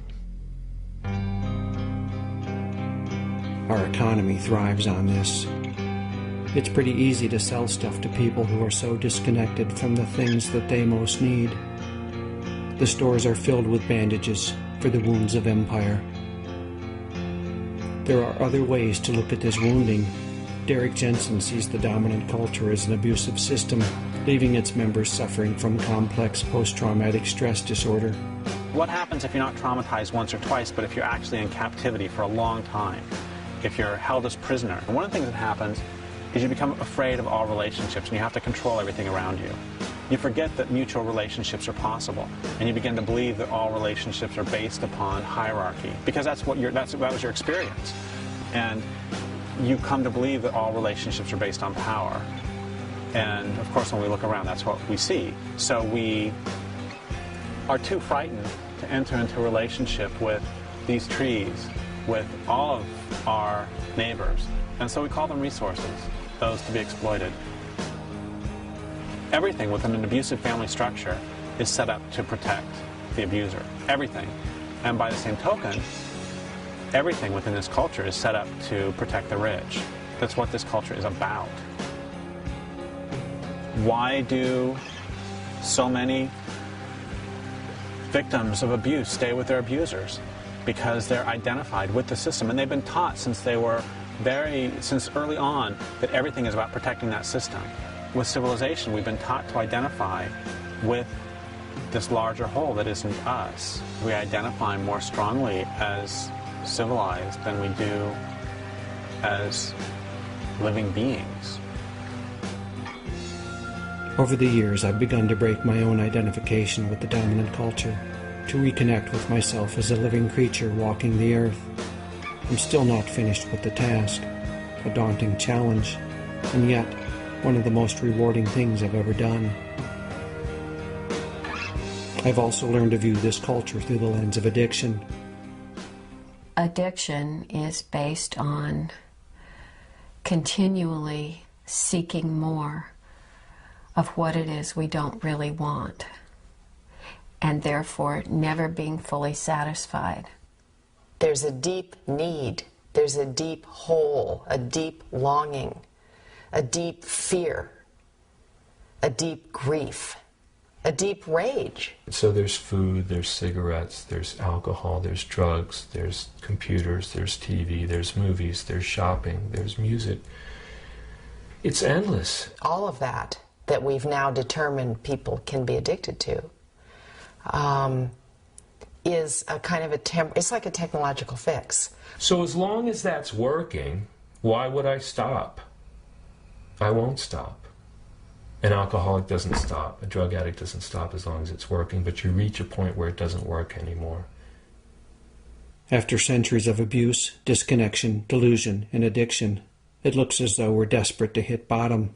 It's almost as if we're wanting to hit bottom so hard that we either shift or die, because it's not worth continuing like this. So many people are so very, very unhappy, and they want this nightmare to end, and they don't recognize that the death that they want is a cultural death and is a spiritual and metaphorical death. That would explain why we continue to foul our nest. If what we want is to hit bottom, we found the perfect means to get us there. Denial. Denial. Denial. Denial. Denial. Denial. Denial in huge neon letters that blink on and off like the old Rocky and Bullwinkle credits at the end of the show. Again, I stop and listen and watch as I move through the landscape of empire. The denial is so thick that you could cut it with a paper knife, if only you weren't still using it to frost that cake. Denial takes tremendous energy, and if you have to work really, really hard to not acknowledge the fact that this culture is killing everything, you're not going to have much energy left over. It's the energy I freed up when I stepped out of my own denial that has made this documentary possible. The more I let down my defenses, the more I find the power to look more deeply at the world. And when I look, I find the story of somehow, a fantasy that keeps us passive in the face of the world situation. We've muddled through things before, and somehow we'll muddle through this one. Somehow everything's okay. Somehow. How do we get there? You know, it's like it doesn't do any good to fantasize if there's no way to get from here to there. Is there a way to get from here to there? And where is there exactly? Where do we go from here? As world events break through our walls of denial, voices of helplessness and resignation fill the air. You know, if we knew somehow way to get out of it, we would, but we don't. Whatever's going to happen is going to happen. There's going to have to be some sort of catastrophic event. A meltdown of all of these systems that we've been depending on. Figure there's no way to stop the train from heading off the end of the bridge. You know, we're just going to go down screaming. And finally, you just say, fuck it. This is, let's just fuck it. Who cares? You know, you might as well go out and party and have a good time because the world's not going anywhere good. This system feels like a trap, a madhouse, a prison. With resignation this profound, it seems as though there is little left to do but to make the prison as comfortable as is possible.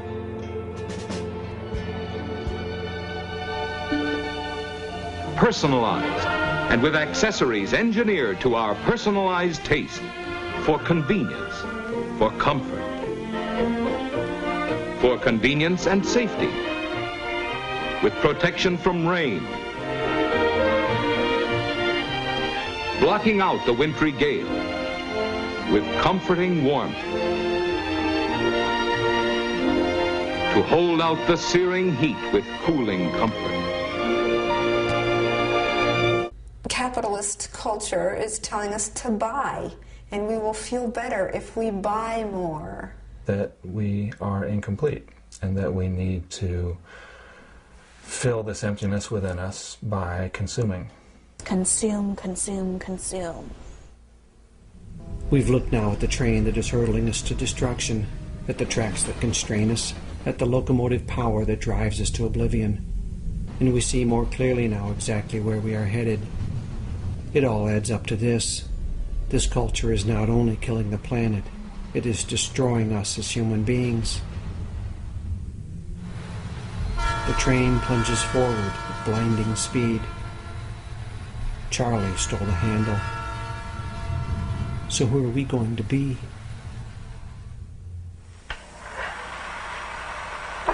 In the film, I see a man standing on the ledge.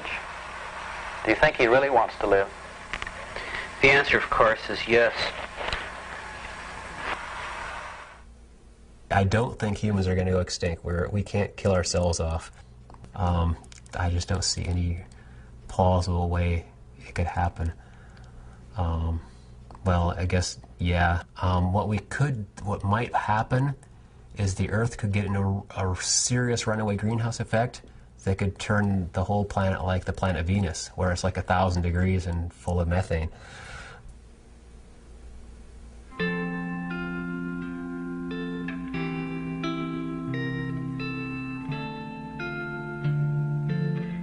A powerful creative tension arises when we hold two things at the same time, a clear assessment of where we are and a clear vision of where we want to go. I don't see that the culture of empire has either. Trapped in a fantasy of domination and control, any clear assessment of the world gets trampled underfoot in the mad march toward the scam of progress. Traumatized by disconnection and abuse, the people of empire now hold visions that are unhinged and insane. Born and raised in captivity, we're now so institutionalized that few of us can even see the prison bars. But we all know our cell numbers. Waking on the train, we find that we don't know where we are, and we don't know where we're going. We hear the whistle blowing, and we can see the world speeding by. Some of us want to stop the train. We want to get off before it reaches the end of the line. But we have no clear idea how to get from here to there.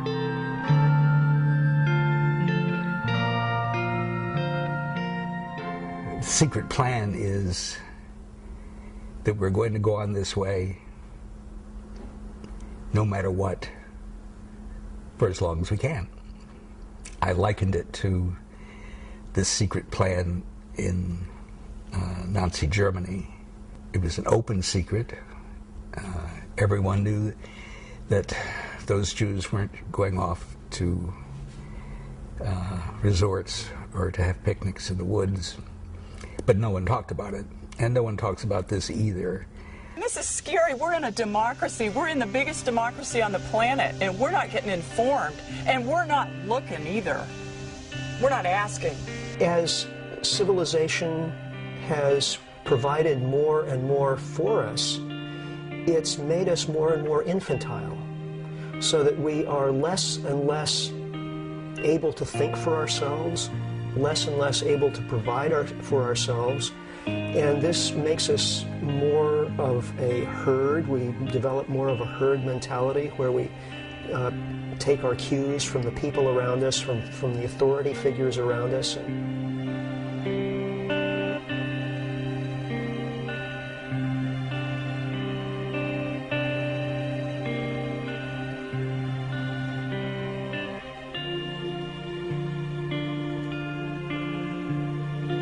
The situation is desperate.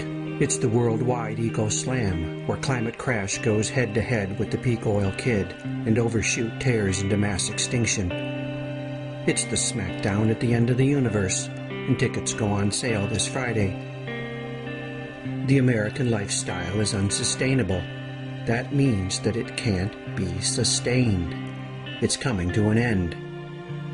Remember how 30 years ago we looked to the future and said, 30 years from now, if we don't act, we're going to be in trouble? Well, it's now, and we are, because we didn't. The fundamental laws of life have been broken. The consequences of that are now apparent. Remember the secret plan. The dominant culture is not going to stop until it destroys everything. It can't. It's built on a foundation of faulty assumptions. I see no way that it can be reformed. It can only be discarded so that something new can grow in its place. We have to look at this. We have lost a whole range of human understanding. Before there ever was science, humans understood the universe, how to relate to the universe. And then they had this idea of how to relate to the universe, something which is thrown off base when science comes in and I'll tell you how to run the universe. We've got to understand that we are part of the living community. We're not the masters of the living community. We're not the guardians of the living community. We are just another species. And we have the power to destroy that community, and when we do that, we destroy ourselves. If we don't figure out what our place in the universe is, we're not going to have a place in the universe.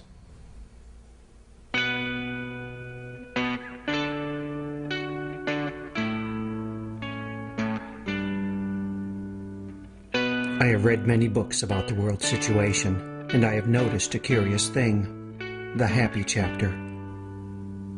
After an entire book of dire prognostications and appalling facts, comes the chapter at the end that says that if only we do this and this and that, we'll find the solution. That while there is much to give us concern, there is also much about which we can be hopeful. I don't like happy chapters. They've lulled me back to sleep. They suggest that somebody, somewhere, somehow is handling it. I can just go on with my life. And hey, we've got 30 years or so, right? That's lots of time.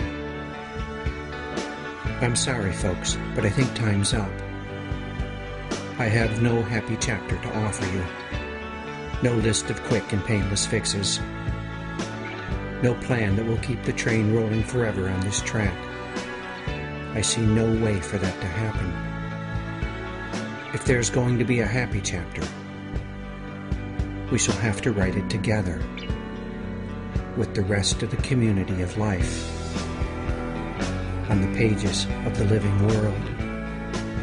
I sometimes had dreams about my grandchildren coming also. And these dreams sometimes turn unpleasant because the grandchildren come and they come from a North Carolina and from a California that is polluted, the air they can't breathe. And they say, "Granddad, did you let that happen?" And they're angry when they get there. I think they're going to look back and shake their heads and say, what happened to those people? How did they lose sight of such basic things?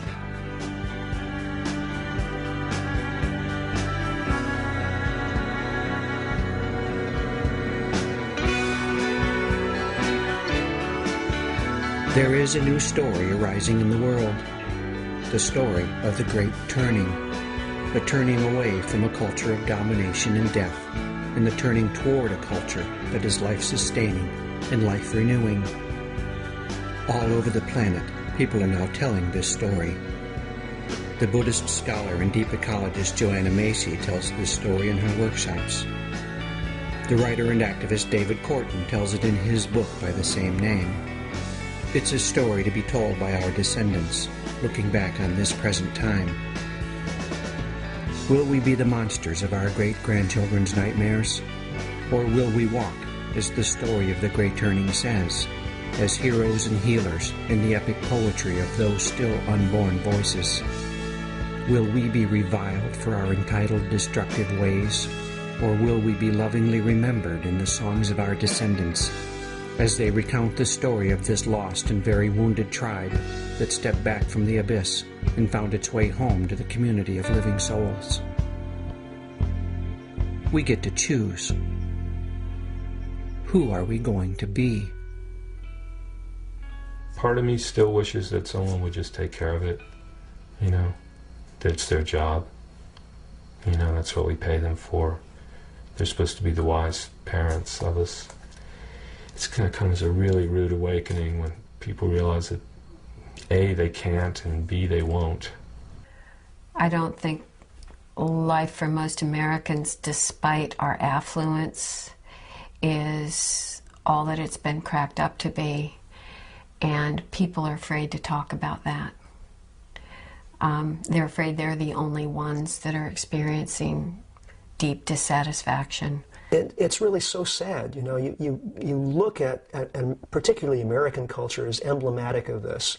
You go to a typical shopping mall and look at the people around you and the environment around you, and the utter shallowness and hopelessness of it all is profoundly depressing.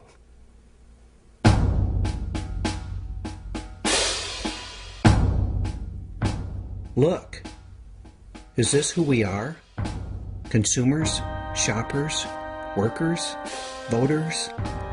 Does our identity lie in Nielsen numbers and box office receipts and the gross domestic product? Are we on this earth to sell cheeseburgers to each other and yell at our children and drive around in clown cars and fall asleep in front of the tube?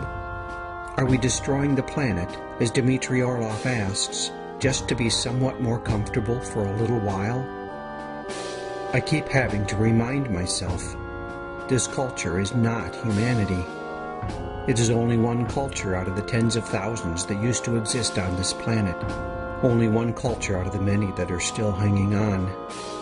That it has overrun the world means nothing about its rightness, its greatness, or its destiny. It means only that we live in a system of social evolution that selects for short-term power, rather than for compassion, or for sanity, or for long-term survival. I think we are much more than we've ever been allowed to believe. Denied the connection and meaning that nourishes us, we've grown small and stunted in the shallow soil of this culture.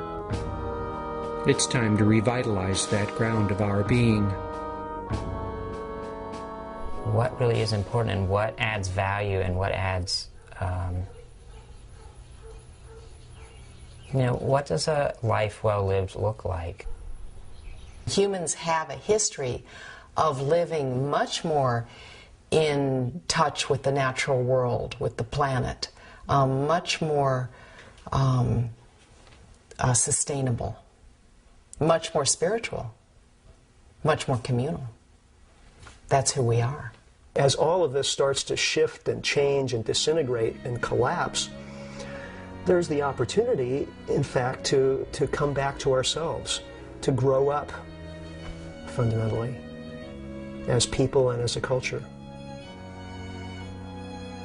We're in a time of initiation, folks. A mass initiation at the level of culture itself. A vision quest for the collective mind. This culture's arrogance, its adolescent sense of invincibility and entitlement, must be sloughed off to make room for a more mature sense of interdependence with, and responsibility to, the community of life. This is the work of initiation. Stepping into this cultural maturity, we will take our rightful place in the community of life, and we will fall back in love with the world. We can do this, but only if we choose to. Only if we lay down our weapons in this insane war against the world. Only if we surrender control and move back into relationship. The grandeur of the human is not in controlling the planet Earth, but it is in being integral with the planet Earth. You want unlimited growth? You can have it. All you've ever wished for and more. Growth in relationship and experience, in self-awareness and spirit and love and community and connection. Growth in purpose and meaning. Growth in vision. When we step back into the community of life, we will find out immediately what has always been true. All of life is on our side. We'll have polar bears on our team, and elm trees, and condors and salmon and dragonflies and plankton. We'll walk with the wind and the water, with mountains underfoot and stars overhead. The tiger's blood will course through our veins. The horse's breath will fill our lungs. We'll be more connected to real power than we've ever dreamt possible in our sick fantasy of domination. Power with, not power over. The power of a species that has passed through initiation and into maturity. I think we need to look at what is it we want and see if civilization as we've created it is giving us that. And if it's not, what might give us that? What does it mean to dismantle civilization? What it means is depriving the rich of the ability to steal from the poor and to destroy the world. I can't give a better definition than that. There's no real reason why the entire country of the United States couldn't face reality. Because you have to drop the idea of capitalism. You have to drop the idea of corporations running things. You have to drop the idea of economic growth. It could be done. It could be done. There was a great tradition among the Cheyenne dog soldiers called the picket pin and stake. They would get a tanned rope called a dog rope and a picket pin that's used to stake horses to the ground. And they would attach the picket pin to the sash, the dog rope that was attached to them. And then in battle, they would drive the picket stake into the ground. And that was done as a mark of resolve, because once it's driven, you can't leave until either you're dead or you're relieved by another dog soldier or the battle's over and everyone is safe. So the question I ask people is, at what point, where will you drive your picket pin? Where will you stake yourself out and say, I'm not going to retreat anymore?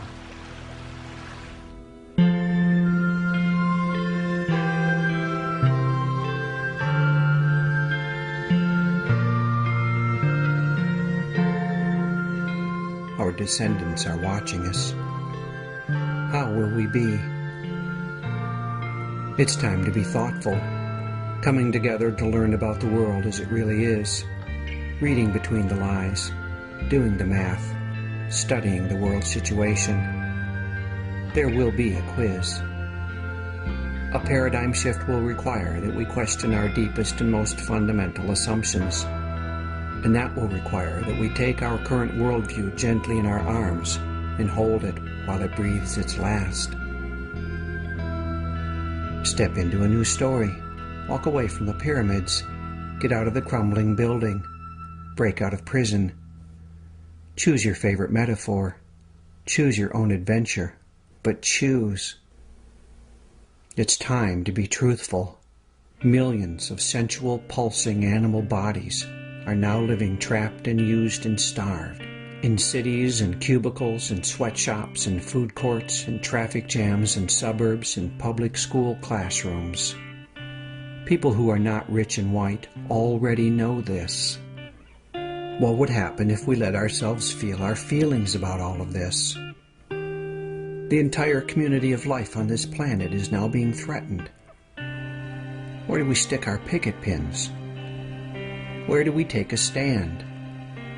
When do we find the courage to let ourselves feel what is going on? Our feelings are the swiftest path back to our forgotten selves. It's time to be open and humble. There are huge forces at work in the world, both seen and unseen. It's time to ask for help. Ask the ancestors. Ask the gods. Ask your God. Go outside and lie down on the earth and ask the land and the sky and the life of this place. And then listen for a response. Listen to the voices of soil and stone, wind and water, the voices of cirrus clouds and chickadees, of red squirrels and wood beetles and Russian olives and hickories. The world will tell us what it knows, if only we will be still and listen, and then speak. It's time to show up in our own lives and tell the truth. It's time to talk about the world situation with everyone we see. We're all in this together. What a relief it'll be to discover that we are not alone. It's time to act with great intention. There is work aplenty to do in this weary world, and people engaged in that work. Find those people. Join in. Save rivers and stop bulldozers and stand up at city council meetings to tell your truth. Share skills, evolve local communities, move from agriculture to permaculture and grow your own food. Learn about medicinal herbs. As Derek Jensen says, we need it all. Find your work and do it. It's time. But what about that speeding train? How will the great turning turn? We can wait for the train to crash on its own and hope that it doesn't kill us and everything else. But with the children grown, perhaps we can come together and decide to dismantle, joyfully and with conscious intent, the rusty and dangerous old swing set of a culture that no longer serves us. This may seem an impossible task, but if the alternative is extinction, then we have nothing to lose. We humans once knew how to live on this planet. A few still do, and that's the good news. It can be done. We can do way, way better than empire.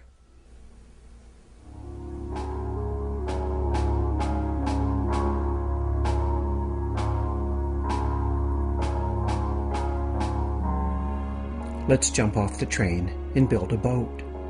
The train is constrained to rigid tracks, and its momentum makes it almost impossible to steer. But the boat is a very different thing. Boats set sail into the unknown, subject only to wind and wave and weather.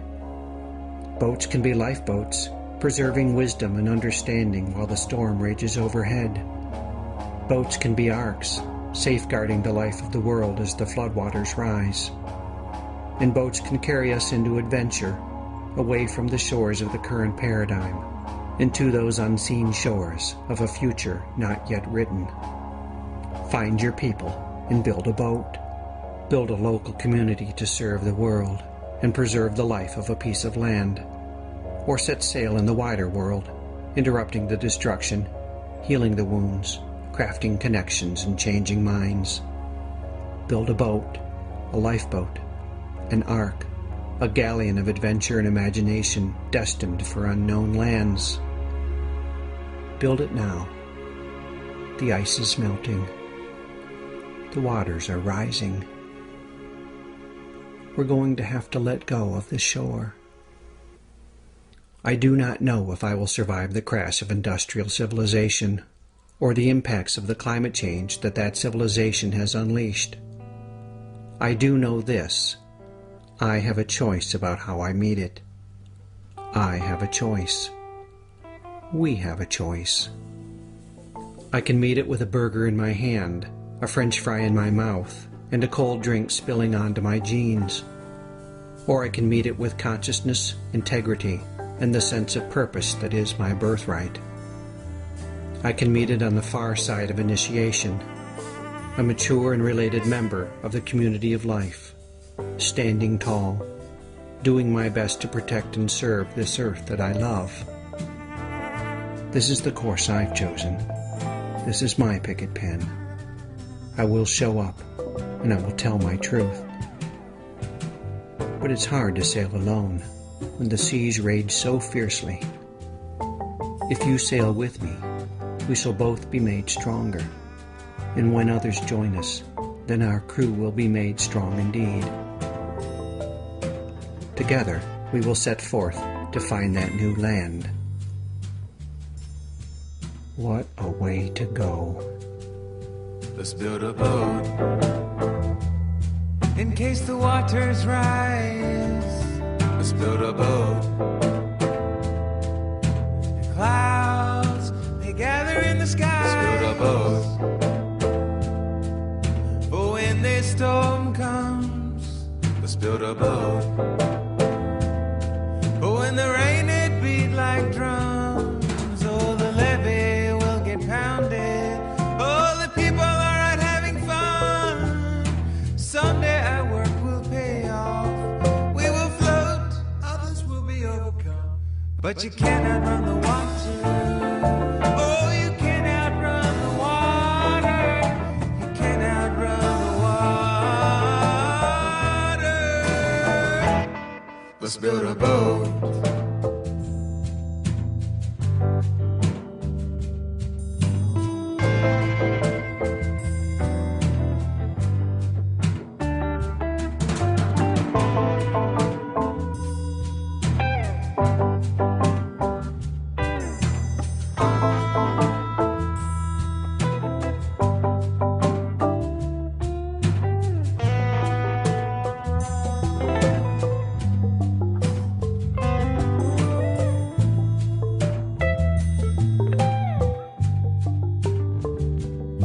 Let's build a boat.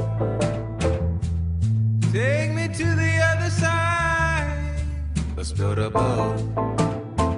Be forewarned, this is no easy ride. Let's build a boat.